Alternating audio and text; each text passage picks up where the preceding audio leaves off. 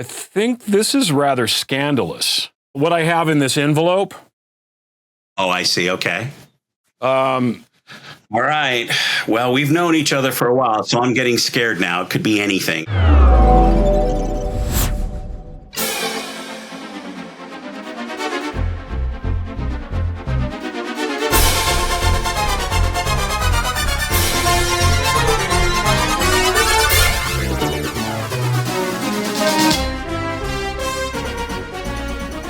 What's up, fam? With me today, I've got the infamous Amin Bhatia. I'd like to welcome him to our studios here at ILIO, except he's not here. He's in Canada. It's Canada. I have not heard Canada. That's a good one. That's a good one. So, Amin, the team handed me something that I wanted to discuss with you really quick because I think this is rather scandalous. What I have in this envelope. Oh, I see. Okay. All right. Well, we've known each other for a while, so I'm getting scared now. It could be anything. And you and I both worked in radio in the past. So I really need to understand something, Amin. Okay. Because there's a photo of you. You see that?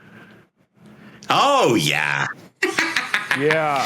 That is my amazing wife, Danielle Nicole, who is an actor. That was a demo I was doing for Sequential, for the great people at Sequential. We wanted to do something different, and I'd run the idea by Danielle. She said, sure.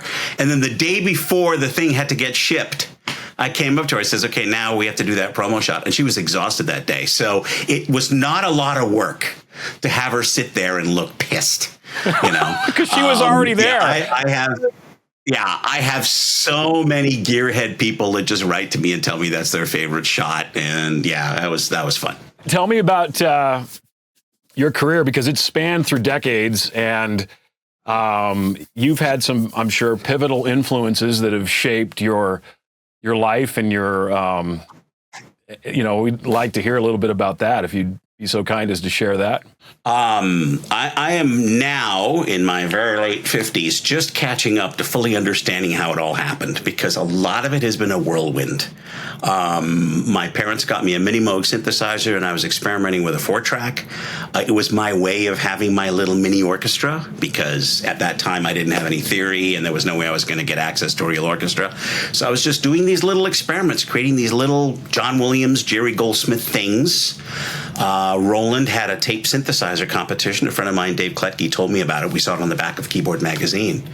And I was working on this sci-fi radio play piece thing for a college friend of mine, and I put 5 minutes together. It's a big John Williams kind of hyperspace kind of thing, and I sent it in. I entered in the amateur category, and then, months later, I got a letter back thanking me for entering the competition, And I looked out the back, and I looked at category C, which is the amateur category, and my name wasn't there. And I thought, oh, well, nice try. I just happened to look up, and they had given me grand prize. They'd moved me into the pro section and given me grand prize, which, I remember screaming, Dad! He came down, and we drank sake that night. And I think it was because, for me, starting with a Minimoog and a 4-track, I had to learn every line one note at a time. As you know, a Minimoog is totally monophonic. So if you want to do a string quartet, you've got to think what every one of those lines is doing. And it was a strange way of learning. But I think in that method, it taught me a lot about phrasing, not only as a performer for the music, but also how to shape sounds and how they interact with each other. So I'm actually very grateful for the fact that I started on a Minimoog instead of a piano. I'm not a great piano player. Minimoog is almost like a woodwind instrument, so I'm like a woodwind player. And for a while, it was very frustrating. But over the years, I've realized it seems to be kind of a cornerstone of my sound. And I honestly believe, I preach this to anybody that'll listen. You're building tracks on a DAW. layer them in one at a time. Resist that one patch that will give you the magic orchestra.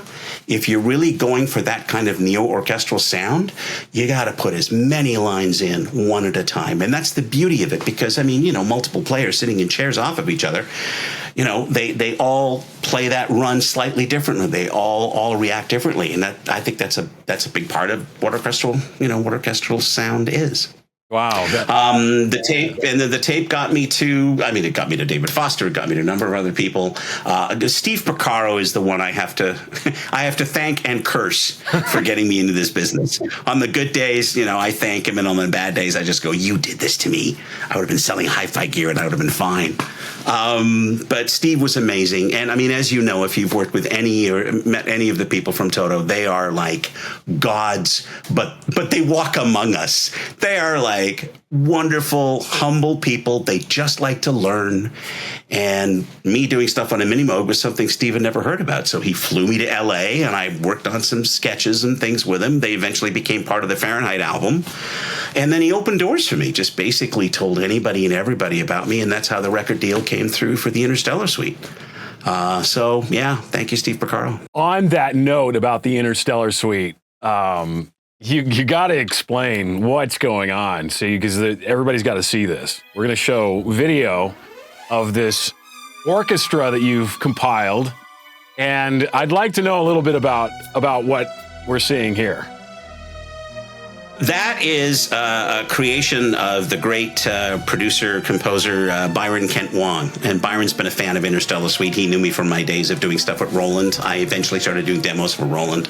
And Byron got to know me there from his father, Ed Wong. And Byron has helped me on all kinds of amazing projects. And he was the one that came up with that concept of me conducting a number of synthesizers, a number of Minimoogs in a concert hall kind of environment.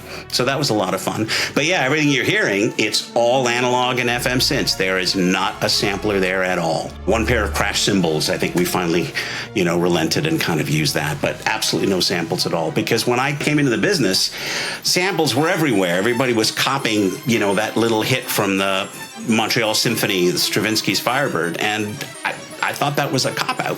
I loved building the layers and doing it that way. Just lock yourself away for 3 months with a micro-composer, and you can do that. It was really an enjoyable time for me. I really, the concept was very solid in my mind, and for 3 months straight, I just had a ball with that. And then the record company had distribution problems, and there were fights with all that stuff. So nothing much came of it initially. It was a big, big disappointment.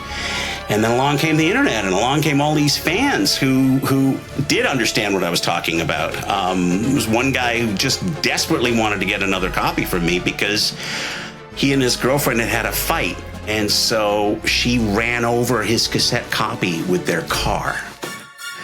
And so, it was a global crisis. I had to do something. That's when we worked on re-releasing the album, just for that poor guy and his girlfriend. I'm very happy that a piece of music that I really, really enjoyed has opened more doors. There are now drum corps and music ensemble and marching bands that are now performing it. Like every year, it is part of repertoire, and that's amazing to hear a piece that you had originally, in your mind, you're imagining 3 trombones of an orchestra. You're doing it with Minimoogs, and then suddenly, 30 trombones are playing that line. It's amazing. It's been a wonderful journey. You're like a master of blending orchestral and electronic music together, and that's how I like to compose as well, because you get an amazing mixture of organic and analog and synthetic. And so you get the best of all worlds, basically. So tell me a little bit about the process and why you like to compose that way so much. For myself and then others who have told me, I just love that hybrid sound. I love not having to commit to something that is all acoustic or all electronic, and I love all the variations that can happen in between. Probably in film scores, the person who did that initially and was the best at it was the great Jerry Goldsmith. We just lost him, I think 20 years ago. We just celebrated the anniversary of losing him. But Jeff Bond has written this great book. I just wanted to mention that. There's no endorsement deal. Get Jeff Bond's book on Jerry Goldsmith.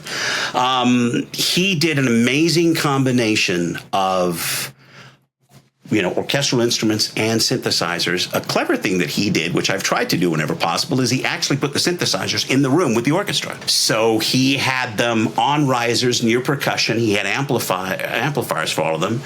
And I don't remember all the percussionists. There was Mike Lang, there was Michael Boddicker, Ian Underwood, maybe. There was a number of people. And there were usually about 2 or 3 synths supporting everything else he was doing.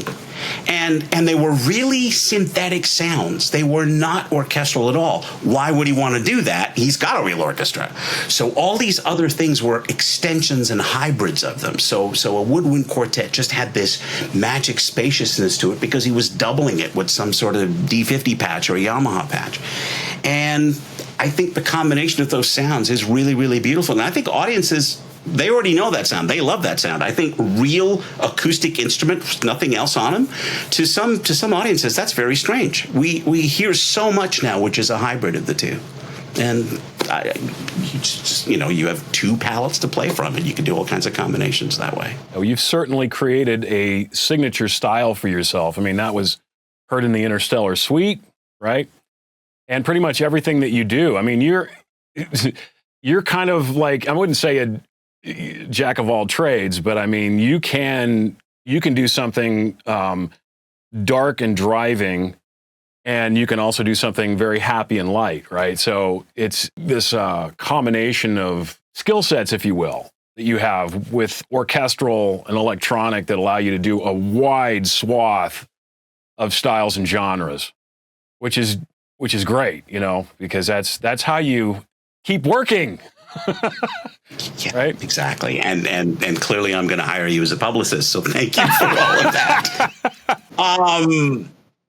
For me, it's a story. That's what excites me the most. And you're very kind about I can do anything. And no, there's a lot of things I can't do. I found myself getting into jazz stuff or R&B stuff. That's not me.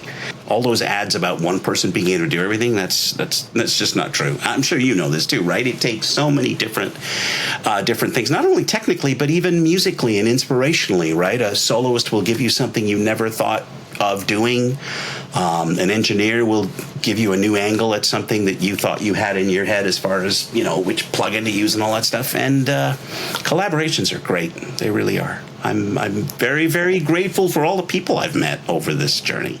Some of my favorite projects have been the ones that I've collaborated with other people on because, like you said, there are elements and talents that other people can bring to the table that you don't have. Yep. And it makes for an amazing product in the end. Yeah. And while I'm thanking Steve Porcaro, I need to thank my mentor producer, David Green. Among all the producers I've worked with, he was the one that really took a liking and understanding what synthesizers was all about. And then he taught me this idea of treating all of the electronic instruments as if they were orchestral instruments, and the structure and the design and how we do this. This is long before Pro Tools. This was all onto 24-track tape, which he knew how to perfectly calibrate, and learned a lot of great things from there. And I don't know if I did mention, but it was also, from the very beginning, it was Wendy Carlos and Isao Tomita. Those are the biggest inspirations. So every day I'm trying to be as good as them. They set quite a high bar, I think. Well, you're doing just fine. So okay, thanks. I'll pretend that's true, and thank you very much for that, Mr. Humble Guy here. That's all right. We love it. And speaking of some of these influences, you've also witnessed during the many years that you've been doing this, not to make you feel old. I mean, we're all. Whatever, right? We've been here for a while, but we've witnessed a lot of stuff, right? And so tell me a little bit about the experience of, because you've been doing this for a long time, right? Since you were basically a young lad. So you've witnessed a lot of changes in technology. And it'd be really interesting to hear some of the things that you like about the technological advances and evolution that we've seen, and some of the things you dislike. Everyone talks about analog going to digital, and that is undeniably a very cool thing. We stopped dealing with tape noise, and we stopped dealing with all of those problems that happen with mechanical mediums and having to run analog cables and watching for noise and all that sort of stuff. And when digital came along, we absolutely took a great step forward, and I think digital is great. Certainly now we're to the point where, where a digital recording has all that high quality that people had always wanted out of analog. The other change, though, and I personally think this is a more important change, is it's not so much going from analog to digital, it's going from linear to nonlinear. So back then you had a tape machine, you were putting in overdubs, and if you needed to stop, you needed to rewind the tape, then get ready to set your instrument for the next overdub going in, and then you got to rewind the tape and mix it and do all that bouncing. And yeah, that was a very slow, laborious process. But your brain had a chance to relax, to breathe, to come up with the next thing. There was this time to inhale as the machine went backward and you got ready for your next pass at something. And lots of people have said we used to perform a lot more than we do now. And I try and do that with all the stuff that I'm doing. Of course, it's on a DAW, so I can punch in and do all kinds of stuff. But I really, really try and go for those first performances because there's just some magic there. Even if it's MIDI data going digital, I think that's the thing we have lost in going nonlinear. Any producer, anybody working on any kind of multimedia will tell you, you can get so caught in on all the little minutia parts of a film or a project that you're working on, but you can't really gauge it until you step back, until you go back a few minutes, in your project, hit play, and then experience it, and then you know what you've got to change. Because we can jump all over the place in a film now, we can jump all over the place in a music project and anything like that. But human beings can still only experience things one at a time. And I do lectures now, and one of the things I've pointed out is if something in bar 17 is bothering you, it may be changing something in bar 13 that will fix it. Because we're all experiencing conversations. Each idea leads to the next idea. And if you take that idea away and just jump it, you get that discontinuity. You get that this conversation didn't make sense because that last sentence was missing. And I think in bad films, I think that's exactly what's happened. Things have gone onto the cutting room floor, and there hasn't been enough time to go back and say, okay, let's run it all together. No, I am missing that thing. Let's put that back in. Whether it's an album, whether it's a film, whether it's a book, whatever. So I love how I grew up in an analog environment. I love how I grew up having to literally play one note at a time. And in this new world now where we can do anything, let's remember what that discipline does. Because I think it makes better music. I agree with you. Yeah, 100%. It's we've got tell that to the rest of the world. Yeah, problem solved. We have solved all of those problems. We have this growing generation. You get Generation Z, and my kids are all Gen Y, Gen Z, and so they've only just recently discovered analog produced music via vinyl. Oh wow! Right now, this has been a game changer for them because they, you got to think about when they grew up. They grew up with 16-bit digital audio, right? And so they're hearing the harshness of what that sounds like constantly. And not only that, but the perfection of auto-tune and everything else that you hear. Yeah. And so when I started buying them records for Christmas and a record player, and they started listening to that, and I'm just telling you this story to give you a little bit of hope, right? Because it can get a little bleak and dark. No, I know what you mean. And then, being able to listen to something basically being produced live in the studio, right?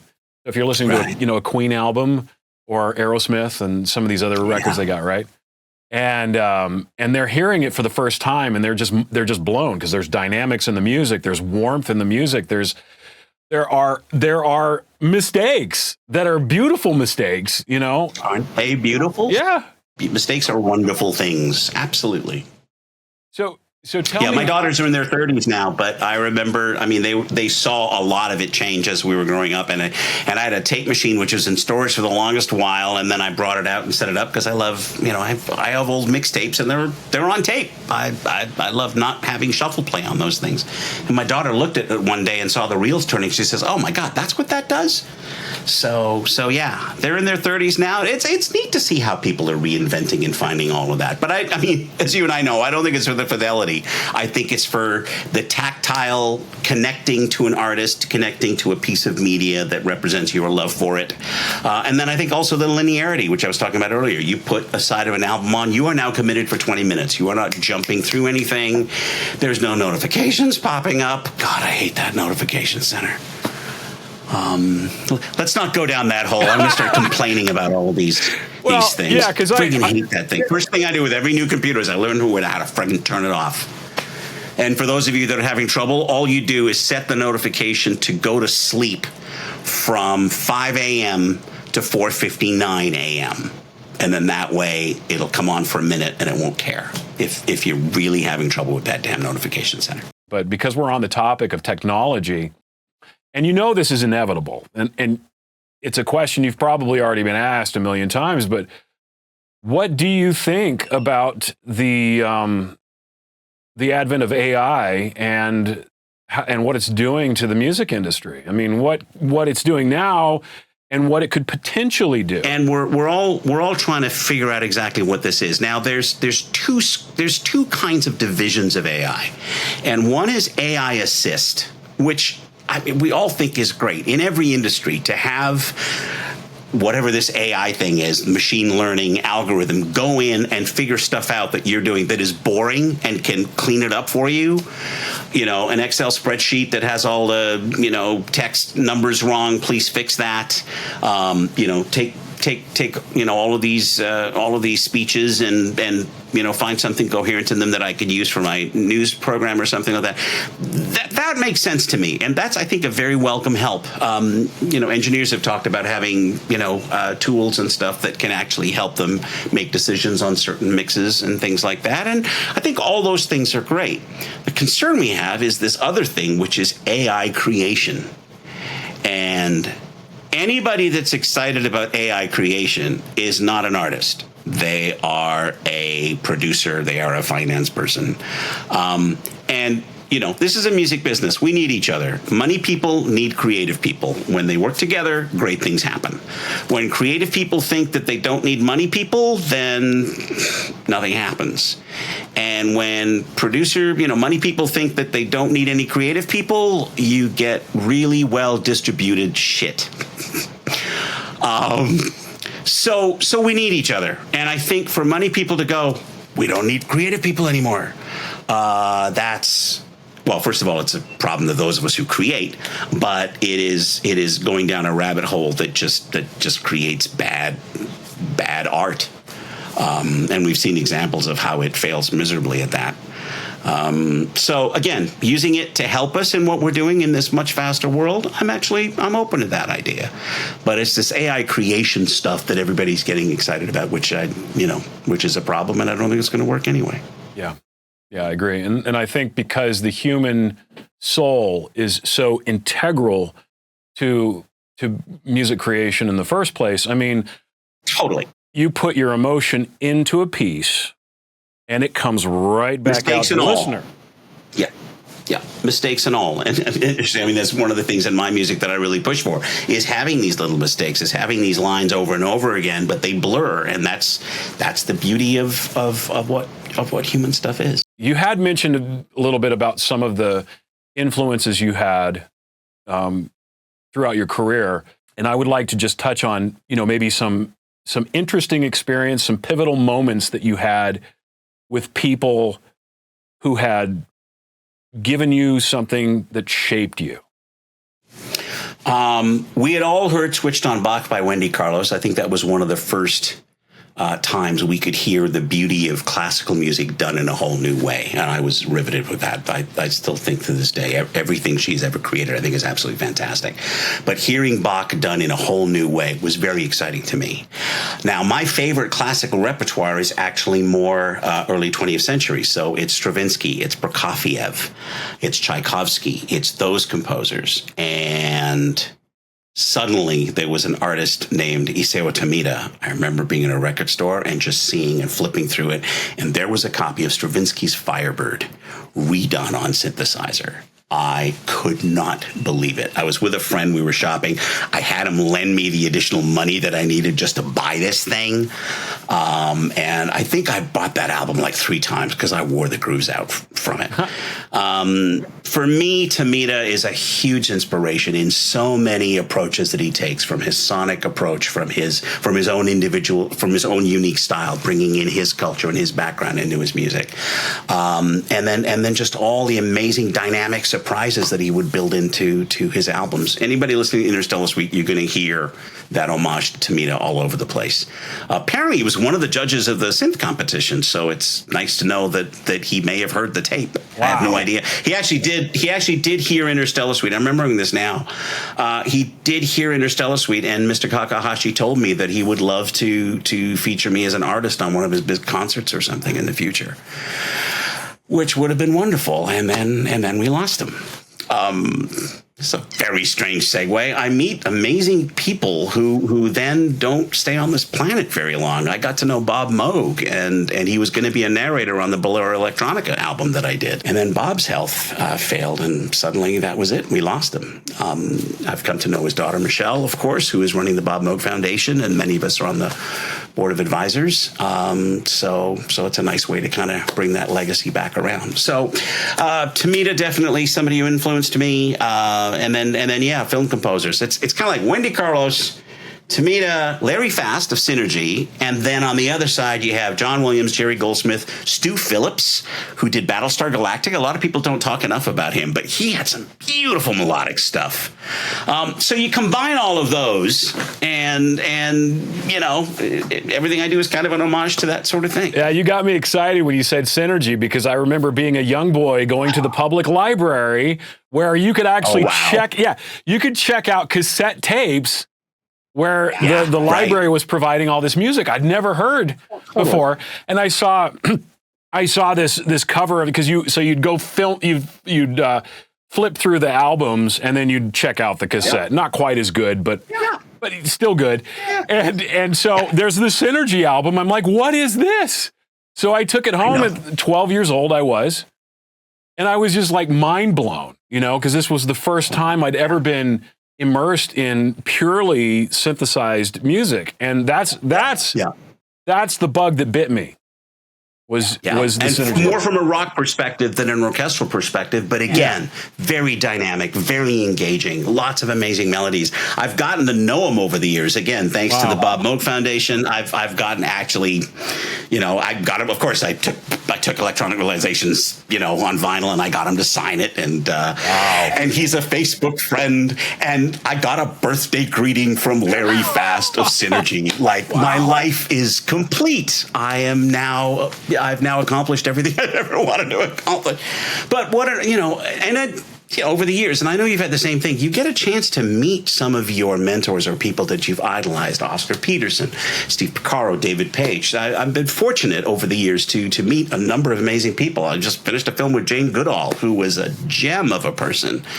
And you find that most of these people that have worldwide success, they're just very genuine people that have a simple mission and like to be nice to people, which is really encouraging. I find that, I don't know if you found that in the people you've interviewed, you know, most of the time, you know, they have a simple mission, and they just have their feet on the ground. They don't let all this media stuff, all of this thing, you know, give them a false impression of themselves. We're all just people trying to learn. And I think it's, again, we get back to that one. Well, it helps a little bit that what you do brings joy to you and to others, right? I mean, how rare is that? That's a gift. Thank you, buddy. I appreciate that very much. I did not know that for a while. Like I said, when Interstellar Suite first went nowhere, I thought, what a waste of time. And it was years later that I started getting these lovely letters. I still do, from all these wonderful people that get what I'm trying to say. So I'm grateful to be an artist that has people that listen to them, you know? Yeah. What an amazing gift. And, speaking of gifts, you gave us one. And I will, and I say this honestly because when you sent this piece over, you sent a couple of pieces over that you had produced using the SWAM instruments. And I was frankly blown away. When I heard it, I was like, did he actually use any SWAM in this? So I was No, that's the beauty of it. What I love about the SWAM stuff, it was Dave Gross that introduced it to me, and also Larry the O on the Last NAMM show, I think just a few months back. And I got to see firsthand what this is. And again, I don't like samplers because they're just recordings of something. There's great manipulation. We've done all kinds of neat things with them. But for me to have something that is beyond that can, that is a modeled sound, which gives you more parameters to play with. And again, it's that hybrid. It's not 100% organic. It's not 100% synthetic. It's this beautiful thing in the middle. It's like an animated film as opposed to CGI. CGI is we've tried to fake it and look as real as possible.